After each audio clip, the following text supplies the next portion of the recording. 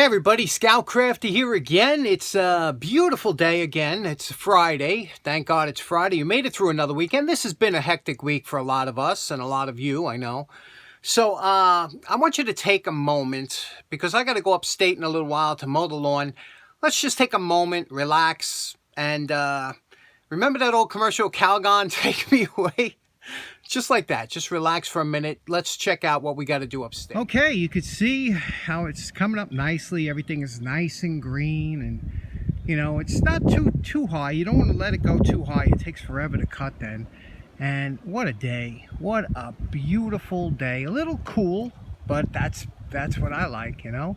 Look at that sky. Isn't that just beautiful? Look at those. Just the oxygen level up here is so much higher than back home, so you really can recharge your batteries. And speaking of batteries, I might have to jump my lawnmower again. You know, this is the time of year after the winter. I don't leave it on charge or anything, but yeah, it is beautiful. Here we are under my favorite pines, and if you look over here, this is the border of my property here. You can see here, look, we had some heavy winds come through here one time and picked up some. You can see over here, some of these trees blew over, and you know, this is normally, if you had a fireplace, this would be great stuff because you just cut it down. Standing dead wood is always the best stuff to dry up. But this is what makes it rustic and rural up here. Now, I know I get some people ask me, why would you bag your clippings, you know? Because when you bag your clippings, the grass comes out like emerald green, you know? It picks up all that dead grass, and just look how nice. And this is early in the season, so you know it's going to get greener. But you can see what a nice lawn it gives, and there's it's not just grass. There's a lot of mixed in other weeds and whatnot, and clover and things like that. Look at that. Isn't that nice? Doesn't that relax you? Feels like we can just look for miles and miles. And we're calling this project done. One of my favorite times is when right after I mow, the robins all come out to feast on, I guess, the bugs that are stirred up or whatever, but they cover the lawn, and so it goes to show that the robins are strong up here. You know, in the city they're not too strong, and the pond is quite full. Let me show you the pond. Here we go. You can see this is about as full as the pond gets because we get a lot of rain up here in May. The reflection of the sky on there. This would make a great painting, wouldn't it? I mean, there's so many things that's what I used to love about photography. You could just capture a scene. Let me give you an example of that now. Let's go back and let me show you something I saw. Now this is where I dump my clippings, you know. I dumped the grass over here, and you could see over the years it goes down into mulch. But I was looking over here and I said, wow, look at this. This would make a beautiful photograph if you can just get the right composure. We'll see if we can pick one out later with the camera. Okay, we are back. The magic of film. You know, I have to tell you something. You know, photography was a big hobby of mine when I was a kid, and I'm sure a lot of you too. And, you know, we all love taking pictures, don't we? But you remember years ago when you took a picture and you had to, you know, the film is expensive, you know, 24 exposures, and, you know, sometimes you would take that second shot just to be sure if it was a real good picture. But today, with these phones and the cameras they have today, it's just, you could shoot 100, 200 shots, you know, it don't cost you a dime. You come home, you delete what you don't like. You know, back then, you had to do a lot of setup, you know, you had to wait, and you didn't want to waste that picture, you know. And some guy, Ansel Adams, that guy would set up for a day or two before he got the perfect shot, you know. That's how expensive film was back then. But today, and then you also have you have all the filters and things like that you can add afterwards. It's really an amazing hobby. So I hope you still enjoy it. I hope you take the pictures and just have some fun, because that's such a great way to spend the day. Next up, I want to talk a little bit about some trim. Let's get now. My girlfriend just had her house painted, and she had some work done and things like that. And you know what's funny? We were talking about the lumber prices, right? The lumber prices are just out of control. I've never seen it in my whole life. I've never seen a jump like that. And the funny thing is, so you say, okay, you know what? Instead of using lumber, I'll use this Trex, you know, this plastic composite board, you know. But of course, Trex went up too. And so did all building materials. So it's not just about lumber. It's about, it's just a crazy inflation is really hitting the building market. So she had her deck redone in this Trex material. This is that plastic type, extruded plastic decking. And it's really good stuff. It lasts a long time. You don't have to paint it. Some of the drawbacks is you got to be careful in the heat, in the sun. This stuff gets real hot. Like if you walk on it barefoot, you'll leave parts of your skin. That's how hot this gets if you have like brown or something. But it is a great material, because of the fact that it doesn't rot and things like that. The funny thing is, I see a lot of these guys putting like Trex decks down, and they're not putting pressure treated wood like, as far as the framing goes. So, the water seeps through there and gets it, and eventually it's a lifetime deck, but 20 years from now when your framing is falling apart. Another thing that she had done was all the trim on her windows she had replaced with this plastic poly trim board. And now I've never used this before, but when I went over the house, they had a whole bunch in the garbage that they were throwing out because you buy them in a certain size, and I guess they trim them down. I loaded up my car. I could have bought, I just don't have room for all this stuff, but I took a couple 100 pounds of this stuff, and I mean, you could do so much with this. You see this? And if you've ever used it, let us know in the comments what you think of it, because it's just a fantastic, you could trim, it's like polyvinyl chloride, I guess, and you can use it just like any other PVC. You could cut it, you could trim it, so I thought we practice a little bit, see what we can do with this, and see if this is a worthwhile, viable alternative to wood. You never have to paint it. You don't have to, a lot of times when people put trim on a house, they neglect to paint the back, and sometimes it would rot from the back. So it's always a good idea to paint the back. They used to use shellac because it was cheap, but you paint the back and then when you put it up, you paint it whatever color you want, and this way you don't get the absorption from the back. So let's see what we can do. Now the first test I'd like to do is I'd like to give it a cut test here with my chop saw, just to see how it reacts to the regular carbide blade.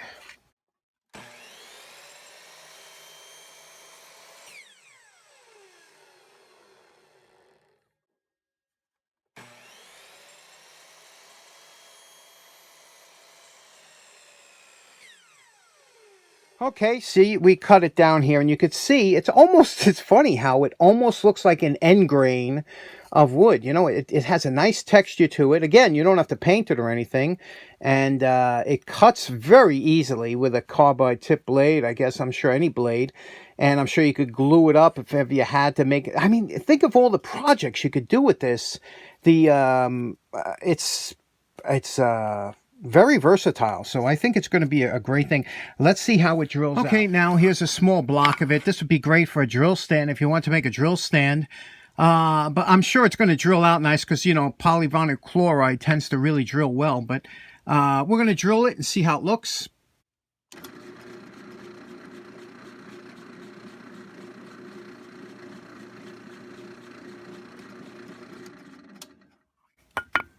Look at that hole, huh? Perfect. I mean, what a nice job. I'll tell you this, I grabbed a bunch of it because I said, you could do a ton of projects with this thing, all kinds of stuff. Now, by the way, if you wanted to make a drill stand, what you would do is you would drill out just like we did there, take the bit out and turn it upside down. You could see, look how nice that fits, right? So if you want to make a drill stand, just lay out your loose bits that you have instead of keeping them like this in a can, and drill out all different sizes, and then just put them like this. It keeps the tips from getting banged around. And what a great product. I can't believe how good that stuff is, as far as hobbies for us hobbyists, things we could do with that. And there's just countless. And I would have took the rest of it had I known how good, but I got no room for it. But I took a good load of it. Anyway, we have a project for today. I think you'll find pretty interesting. Let's check it out. Okay, for today's project, we go back to 1886, where a man by the name of George D'Arment, he was a blacksmith, and he used to make nippers. He was really quite a good blacksmith, and he wound up making a company we all know today is Channellock, and this is like their flagship tool that they were made, and this came about in about 1933. His chief engineer, Howard Manning, designed this slip joint type pliers. Now, I know a lot of guys, especially they like the overseas type pliers, you know, that the Ghidorah and the other ones that you can squeeze down and press. But I have to tell you something. As simple as these are, they work. Yes, they do. You got to be careful of a pinch point back here, you know. But I have to tell you, you know, plumbers have been using these for years and years, and you cannot beat the steel from these older pliers. The steel was interesting. Look at the jaws on these. You know, you could see that's how you could tell good steel. You look right away at the jaws. If they're all mangled up, you know the steel wasn't so good. Back then, as a blacksmith, Diamant knew everything has to do with the steel you use. So he got the best stuff. And you know, and it was so funny. I want to tell you something about the handles. You know, we're used to the blue ones that they make now. And when I say blue ones, I mean the blue handles. This model is a 420. This is a 430 model. But you could see here that they put the blue handles. And the funny thing is that when they first, years ago, they never came with any kind of handle coating on here. It was always bare steel. When they first started coming out with the handles, a lot of guys didn't like them. They didn't like the handles. They, you know, even some guys even cut them off. They just didn't like them. Now, fast forward to now, most younger guys grew up always with the handles. And if you hand them a pair of these, they say, oh, you know, there's no handle on there. And they want to right away plastic dip them or something. So it's so funny because when I grew up, most of the ones we had didn't have the handles until I was about 18 years old when I started collecting the Channellocks, and now I got used to the handles. So I actually like them both. You know, I have no problem. I don't grab this and go, it's missing something. But one thing you do have to, you know, be concerned with, like I said, is always back here is that pinch point. So let's clean these up because I have something special to do with these. Okay, extremely simple disassembly here. Now, one thing I want to tell you is that when this is put over, this is kind of peened down a little bit to stop this from backing off. Now, because of that, you're going to see the edge of the threads are a little bit, you know, they're always going to be a little bit deformed. And what you have to do is take this to the belt sand, and we'll have to, you know, just take off the one thread, the last thread here, and we're going to give it a cone shape here so that we can, believe me, we're going to have plenty of thread left to do this. But you have to re-profile the front of this, put a little cone shape on there, or else you'll never get that nut back on there. And then here, like I said, the steel is so superior. Watch how nice this cleans up. Now, believe it or not, the hardest part of this project is, like I told you before, is to get that and round off those and you know, get these threads correct so that they'll start again. You know, that's always a problem. And forget about trying it here. You have to be able to get this started in your hands like this. Okay, see how we started it? Now, if you can't do that here, forget about in the pliers, you know. So that's the main thing you have to work on. Now we just got to get rid of the staining. You can see here everything's good. We want to keep all that lettering on there, but we got to get rid of that staining. So let's go do it.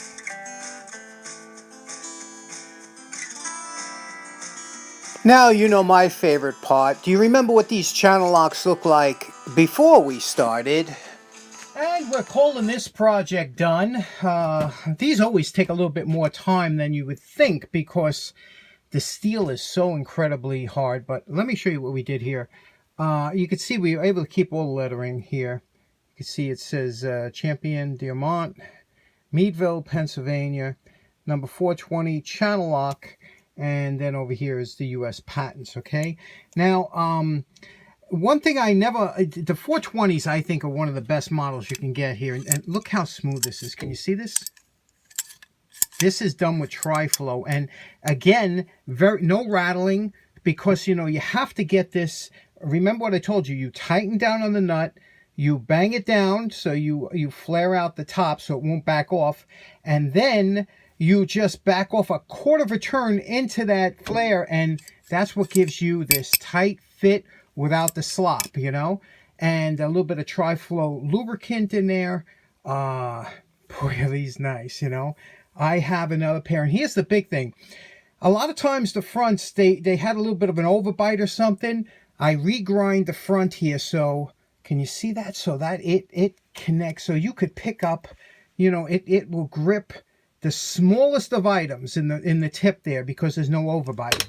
And you could see how, you know, it lines up, and just a beautiful pair. One of my favorites, and I'll tell you why this one's so special, because I'm going to raffle this off on Saturday. One of you who come to visit us at the Jacktown will be taking this beautiful pair home. And let me tell you, you're going to love it. This is just a sweet, sweet tool from the heyday of Channellock, when their steel was unmatched. So this will be given to one of you on Saturday. Okay, so like I said, I know it's been a tough week for some of you. I hope this relaxes you a little bit. I hope you have a great weekend. And for those of you, we will see you tomorrow, 10 o'clock at the Gazebo. And for the rest of you, I will film it so that you all get a chance to see what kind of fun we're going to have. I wish I could live stream. Cliff is good at that. But I don't know. I don't know how to do that live stream thing anyway. Hope you have a great weekend. Take care now. Enjoy some of these photos afterwards of that I took just fooling around with the camera. Take care now. Bye-bye.